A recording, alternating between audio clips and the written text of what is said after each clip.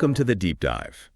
Today, we're digging into your sources to pull out, well, basically a really powerful blueprint for daily life. It's from Romans 12, verses 9 to 14, often seen as like the ultimate action plan for a transformed life. Yeah, that's exactly it. We're shifting from, the big theological ideas into the practical stuff, how you actually behave. Okay. So our mission here is to quickly pull out that guide, the actionable steps showing how you reflect God's righteousness day to day. Yeah, not just theory, like an operational manual. Precisely what you do. Okay, let's unpack this.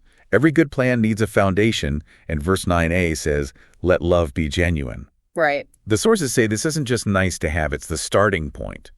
But why the emphasis on genuine love? Isn't love just love? Well, that's a great question. It ties right back to the why behind the whole thing, the theology. The sources really hammer this home. Love is first because God loved us first.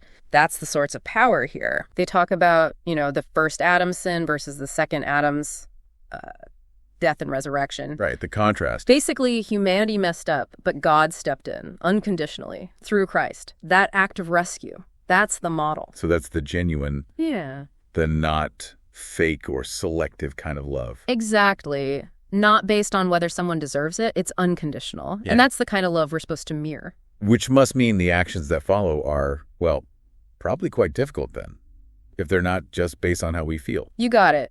Once you set that standard, genuine, sacrificial love, then the passage moves to how that looks on the outside. The actual behaviors, how you show that changed life at work, at home, out in the world. Right. So it becomes less about me and more about others. Sacrifice. Yes. It's a radical shift from self-focus to focusing on the community sacrificially. Okay, so let's get into that action plan. Yeah. What are these specific instructions that come after genuine love? Right. The checklist. It starts with being clear ethically. Abhor what is evil. Hold fast to what is good. Simple but profound. Okay. Hate evil, grab on to good. What's next? Then it moves into how we relate to each other. Love one another with brotherly affection. And this one's interesting. Outdo one another in showing honor. Wait, outdo? Like compete? Yeah, but compete in honoring others, lifting them up. It's active, not just polite nods. Aggressively look for ways to honor people. That really flips our usual competitive instincts on their head, doesn't it? It absolutely does. So if we're busy trying to out-honor everyone, how does that connect to things like being fervent in spirit? Well, that's the internal engine needed for it. The next part is, do not be slothful in zeal, be fervent in spirit, serve the Lord. Okay, so no laziness in your faith, keep that energy up. Right, and because life throws curveballs, the list includes endurance points. Rejoice in hope. Be patient in tribulation. You'll be constant in prayer. You need that resilience. Makes sense.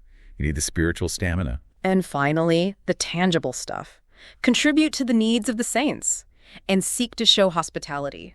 Practical help. Opening your home. Wow, that's quite the list.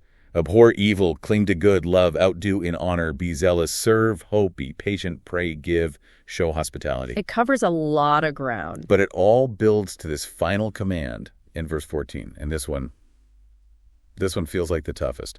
Bless those who persecute you. Bless and do not curse them. That's the ultimate test, isn't it? It just obliterates the line between friend and enemy. Yeah. How? I mean, the only way you could possibly bless someone who's actively hurting you is if your love isn't coming from you, from your own feelings. It has to come from that genuine, unconditional love we talked about at the start, the God kind of love. Exactly. It proves that real love, the kind this passage talks about, is about sacrificial action, doing even when it costs you everything emotionally.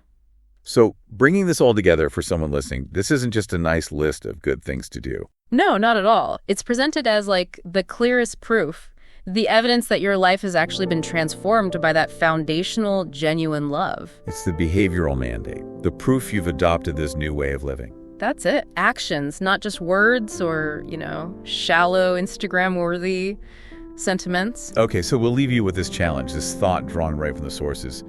Think about someone who's really frustrated you, maybe even hurt you this past week. What would it actually look like practically in your life to bless that person instead of hitting back or holding a grudge?